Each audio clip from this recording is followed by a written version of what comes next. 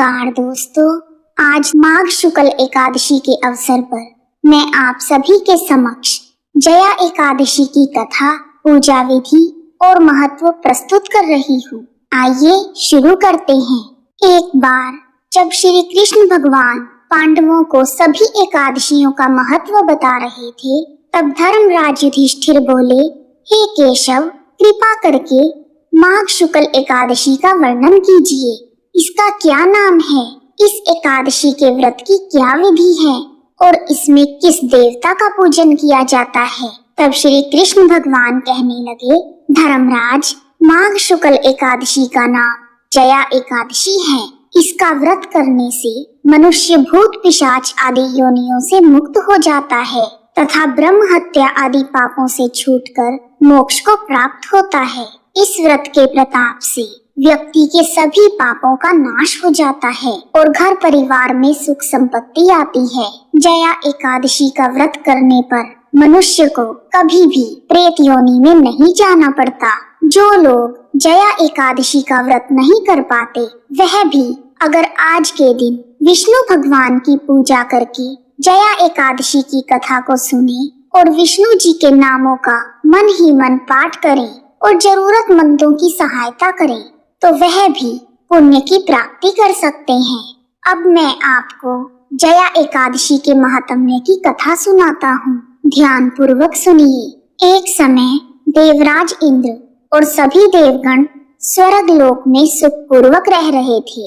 इंद्रदेव अपनी इच्छा के अनुसार नंदन वन में अप्सराओं के साथ विहार कर रहे थे और गंधर्व गायन कर रहे थे। उन गंधर्वों में प्रसिद्ध पुष्पदंत और उनकी कन्या पुष्पवती वहां पर उपस्थित थे। उसी उत्सव में एक और प्रसिद्ध गंधर्व चित्रसेन तथा उसकी स्त्री मालिनी भी उपस्थित थे। साथ ही मालिनी का पुत्र पुष्पवान और उसका पुत्र माल्यवान भी वहां पर मौजूद थे। इस उत्सव में सभी देवगण, जाने माने संत और दिव्य पुरुष सभी पधारे हुए थे। सभा में गंधर्व गाना गा रहे थे और गंधर्व कन्याएं नृत्य प्रस्तुत कर रही थी। जब माल्यवान गायन कर रहा था, उस समय पुष्पवती वहां पर नृत्य कर रही थी। इसी बीच जैसे ही पुष्पवती की नजर माल्यवान पर पड़ी, वह उस पर मोहित हो गई। वह सभा की मर्यादा को भूलकर ऐसा नृत्य करने लगी जिससे माल्यवान उसकी ओर आकर्षित हो जाए। दूसरी ओर माल्यवान भी पुष्पवती को देखकर सुध बुध खो बैठा था और अपनी गायन की मर्यादा से भटक गया, जिससे सुर तथा ताल उनका साथ छोड़ गए। दोनों ही अपनी धुन में एक दूसरे को अपनी भावनाएं बता रहे थे। सभा की मर्यादा को भंग होता देखकर इंद्रदेव उनके प्रेम को समझ गए और उन्हें क्रोध आ गया। उन्होंने इसे अपना अपमान समझा। उन्होंने गुस्से में कहा, हे मूर्खो, तुमने सभा की मर्यादा को भंग करके मेरी आज्ञा का उल्लंघन किया है। तुम्हें धिक्कार है। अब तुम दोनों मृत्यु लोक में जाकर पिशाच रूप धारण करो और अपने द्वारा किए गए कर्मों का फल भोगो। इंद्रदेव का शाप सुनकर वह दोनों बहुत दुखी हुए और हिमालय पर्वत पर जाकर पिशाच योनि में दुख पूर्वक अपना जीवन व्यतीत करने लगे। उन्हें गंध, रस तथा स्पर्श आदि किसी भी चीज का ज्ञान नहीं रहा। वहां उन्हें अपार दुख भोगना पड़ा। हिमालय पर्वत पर अत्यधिक सर्दी होने के कारण उनके रोंगटे हमेशा खड़े रहते थे और दांत बजते रहते थे। उन्हें एक क्षण के लिए भी नींद नहीं आती थी। एक दिन पिशाच ने अपनी पत्नी से कहा, पिछले जन्म में हमने कौन से ऐसे पाप किए थे जिससे हमें यह दुखदायी पिशाच योनि प्राप्त हुई है। ऐसे जीवन से तो नरक के दुख सहना बहुत उत्तम है। अब हमें किसी प्रकार का कोई पाप नहीं करना चाहिए। इस प्रकार सोच विचार करते हुए वह दोनों अपने दिन व्यतीत कर रहे थे। दैव योग से तभी माघ मास में शुक्ल पक्ष की जया एकादशी आई। उस दिन उन दोनों ने सब प्रकार के आहार त्याग दिए, किसी जीव की हिंसा नहीं की, यहाँ तक कि खाने के लिए फल तक नहीं काटे। अपने दुखों से दुखी होकर वह दोनों एक पीपल के पेड़ के पास बैठे रहे। उस समय सूर्य भगवान अस्त हो रहे थे। उस रात को इतनी ठंड थी कि वह दोनों सर्दी के मारे मृतक के समान आपस में चिपक कर पड़े रहे। उस रात उन्हें नींद भी नहीं आई। हे राजन, जया एकादशी के उपवास और रात्रि जागरण के बाद अगले दिन द्वादशी को प्रभात होते ही दोनों की पिशाच योनि छूट गई और उन दोनों ने अत्यंत सुंदर गंधर्व और अप्सरा की देह को धारण किया और सुंदर आभूषणों से अलंकृत होकर स्वर्ग लोक की ओर प्रस्थान किया। बोलो विष्णु भगवान की जय। उस समय आकाश में देवता उनकी स्तुति करने लगे और उन पर फूलों की वर्षा करने लगे। स्वर्ग लोक में जाकर इन दोनों ने देवराज इंद्र को प्रणाम किया। इंद्रदेव दोनों को उनके वास्तविक रूप में देखकर हैरान हो गए और पूछने लगे, तुमने पिशाच योनि से छुटकारा कैसे पाया? तुम मेरे शाप को प्राप्त हो चुके थे, फिर किस देवता ने तुम्हें छुटकारा दिलाया है? तब माल्यवान ने कहा, हे देवेंद्र, भगवान विष्णु की कृपा और जया एकादशी के व्रत के प्रभाव से हमें पिशाच योनि से मुक्ति मिली है। तब इंद्रदेव बोले, माल्यवान, भगवान श्री हरि की कृपा और एकादशी का व्रत करने से न केवल तुम्हारी पिशाच योनि छूटी है, बल्कि तुम हम सबके वंदनीय हो गए हो, क्योंकि विष्णु भगवान और शिव शंकर के भक्त हम सबके वंदनीय हैं। आप दोनों धन्य हैं। अब आप पुष्पवती के साथ जाकर सुख पूर्वक विहार करो। तब श्री कृष्ण कहने लगे, हे धर्मराज, इस जया एकादशी के व्रत से बुरी योनि छूट जाती है। जिस मनुष्य ने जया एकादशी का व्रत किया है, उसे यज्ञ, जप तथा दान आदि सभी प्रकार का पुण्य प्राप्त हो जाता है। वह 1000 वर्षों तक स्वर्ग में वास करते हैं तथा इस महात्म्य को पढ़ने और सुनने से अग्निष्टोम यज्ञ का फल मिलता है। इस प्रकार जया एकादशी की कथा पूर्ण हुई। बोलो बांके बिहारी लाल की जय। आइए अब शुरू करते हैं जया एकादशी की पूजा विधि। एकादशी के व्रत के लिए दशमी के दिन एक ही बार सात्विक भोजन करें और एकादशी के दिन प्रातः काल जल्दी उठकर स्नान करें और व्रत का संकल्प लें। फिर विष्णु भगवान की पूजा करें और पूजा करते हुए विष्णु जी को पीले फूल अर्पित करें।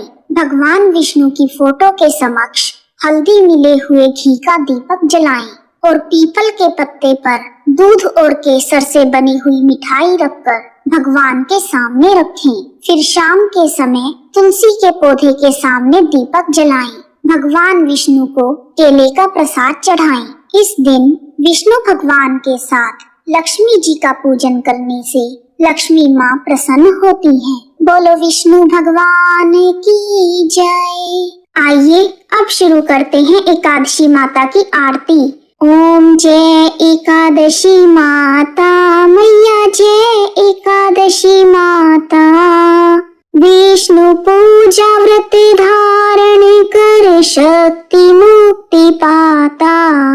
ओम जय एकादशी माता, तेरे नाम गिनाऊं भक्ति प्रदान करनी।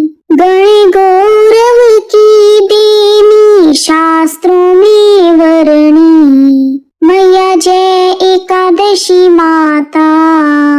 मार्ग शीर्ष के कृष्ण पक्ष की उत्पन्ना, विश्व तारिणी जननी। शुक्ल पक्ष में मोक्षदा मुक्तिदाता बनी।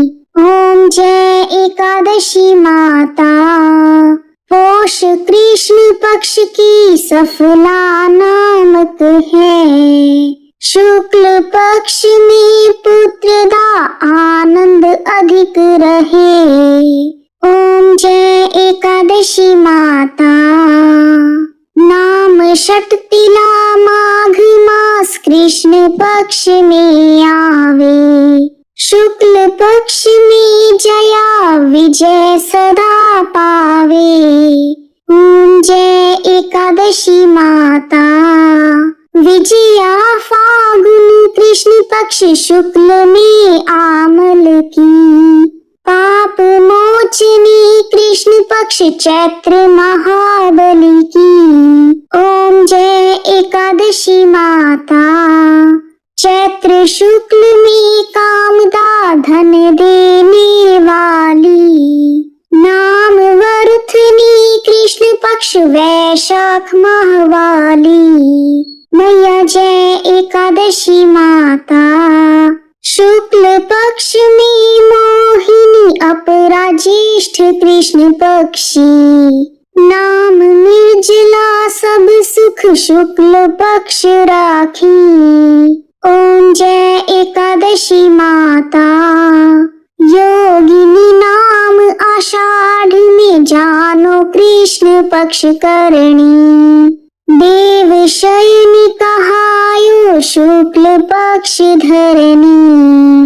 ओम जय एकादशी माता। कामिका श्रावण में कृष्ण पक्ष कहिए। श्रावण शुक्ल पवित्रा आनंद से रहिए। ओम जय एकादशी माता। अजा भाद्रपद कृष्ण पक्ष की परिवर्तनी शुक्ला। इंद्र आश्विन कृष्ण पक्ष में व्रत से भव सागर निकला। ओम जय एकादशी माता। पापांकुशा है शुक्ल पक्ष आप हरनहारी। रमा मास कार्तिक में सुखदायक भारी। ओम जय एकादशी माता। देव उठनी शुक्ल पक्ष की दुख नाशक मैया। पावन मास में विनती पार करो नैया। ओम जय एकादशी माता। परमा कृष्ण पक्ष में जन मंगल करनी। शुक्ल मास में पद्मिनी दुख दरिद्र हरनी। ओम जय एकादशी माता। एकादशी माता की आरती जो प्रेम से गावे। जन गुरु पिता स्वर्गवासा निश्चय वह पावे। ओम जय एकादशी माता। जय एकादशी माता। मैया जय एकादशी माता। यदि आपको वीडियो पसंद आया है तो कमेंट बॉक्स में ओम नमो भगवते वासुदेवाय लिखना ना भूलें। आप सभी का हार्दिक धन्यवाद। जय श्री विष्णु भगवान। जय एकादशी मैया।